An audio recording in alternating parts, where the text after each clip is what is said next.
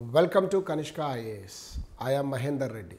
మనం ఈరోజు అనగా నవంబర్ 27, 2024న వివిధ దినపత్రికలలో ఉన్న ముఖ్యమైన అంశాలను చూద్దాం. సో ఫస్ట్ అండ్ ఫార్మోస్ట్ మనం చూడాల్సి వచ్చినప్పుడు నవంబర్ 26 అనగానే మనందరికి గుర్తొచ్చింది రాజ్యాంగ దినోత్సవం అన్నది.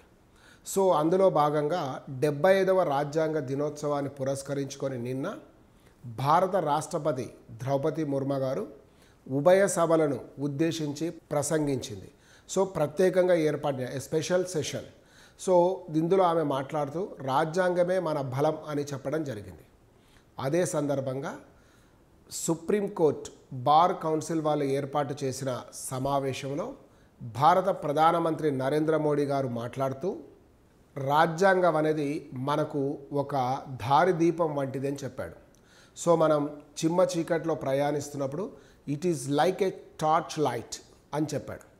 దాంతోపాటుగా ఇదే సమావేశంలో అంటే సుప్రీంకోర్టు బార్ కౌన్సిల్లో జరిగిన దాంట్లో భారత ప్రధాన న్యాయమూర్తి జస్టిస్ సంజీవ్ ఖన్నా కూడా మాట్లాడుతూ 3 వ్యవస్థలు అంటే కార్యనిర్వాహక శాఖ కావచ్చు, శాసన వ్యవస్థ కావచ్చు, అదేవిధంగా న్యాయ వ్యవస్థలు, ఆల్ దీస్ 3 పిల్లర్స్ ఒకదానికొకటి కోఆర్డినేషన్తో పని చేయడం వల్లనే మన అభివృద్ధి అనేది ఉంది అని పేర్కొనడం జరిగింది.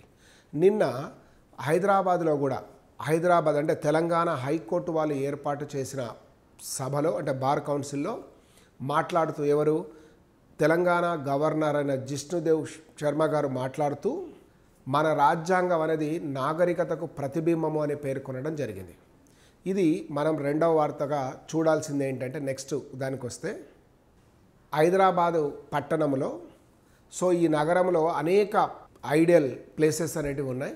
సో అందులో ఐకానిక్ ప్లేసెస్ కనుక మనం చూస్తే చార్మినార్ కావచ్చు, లేకపోతే గోల్కొండ కోట ఎక్సెట్రా ఉన్న దాంట్లో మహాత్మా గాంధీ గారు మరణించిన తర్వాత ఆయన చితి భస్మాన్ని మూసీ నదిలో కూడా కలపడం అనేది జరిగింది. సో మూసీ నదిలో ఎక్కడ కలిపారు అన్న దాన్ని కనుక చూస్తే ఈనాడు మనం లంగరౌజ్ ప్రాంతంలో ఉన్న ఏదైతే బాపు ఘాట్ ఉందో అక్కడ కలపడం జరిగింది. అందుకని ఆ బాపు ఘాట్ దగ్గర ఒక చిన్న ధ్యాన మందిరం అనేది ప్రస్తుతం అయితే ఉంది. సో ఈ యొక్క బాపు ఘాట్ను అభివృద్ధి పరచాలి అంటే మూసీ నది ప్రక్షాళనలో భాగంగా బాపు ఘాట్ను కూడా మనం అభివృద్ధి చేయాలన్నది రాష్ట్ర ప్రభుత్వం యొక్క సంకల్పం. ఇందులో భాగంగా రక్షణ శాఖకు చెందిన దాదాపు 222 ఎకరాల భూమిని రాష్ట్ర ప్రభుత్వానికి బదలాయించమని కేంద్ర ప్రభుత్వానికి కోరడం జరిగింది.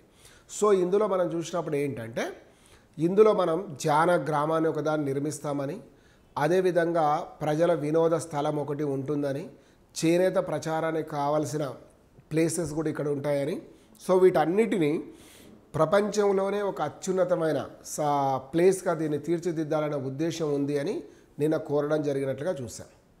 సరే, మూడవ వార్తకు మనం వచ్చేసరికి ఈ యొక్క అంతరిక్షంలో కూడా డాటా ప్రాసెసింగ్ అనే ప్రక్రియను ప్రారంభించాలని నిర్ణయించుకున్నారు.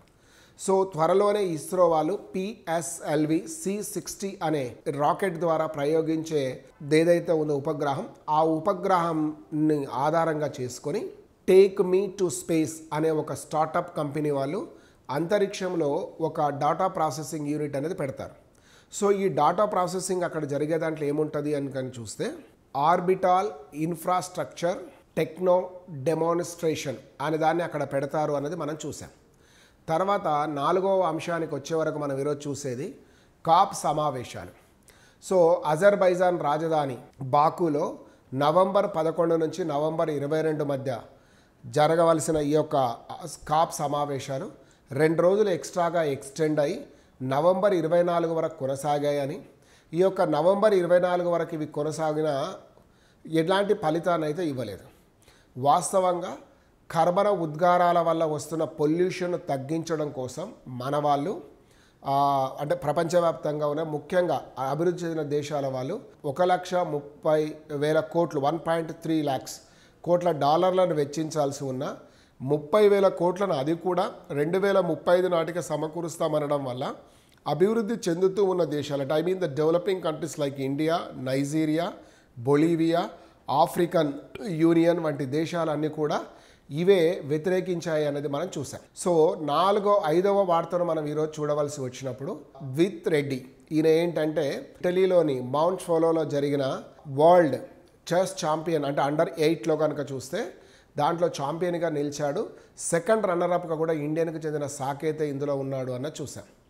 సో ఇవి 5 వార్తలు చూసాం. చిట్ట చివరిగా 6వ దాన్ని జాన్ ఆల్బ్రైట్ అంటే ప్రపంచంలో అత్యంత వృద్ధుడు అని పేరుగాంచాడు. ఈయన 112 సంవత్సరాల కాలం పాటు జీవించి నిన్న ఇంగ్లాండ్లోని లివర్పూల్లో ఈయన మరణించడం జరిగింది. ముఖ్యంగా 2వ ప్రపంచ యుద్ధ కాలంలో ఈయన ఎక్కడ ఇంగ్లాండ్ తరపున సైనికుడుగా కూడా పాల్గొన్నాడు అనేది వార్తల్లో చూసాం. Thank you all. Will meet tomorrow with same time.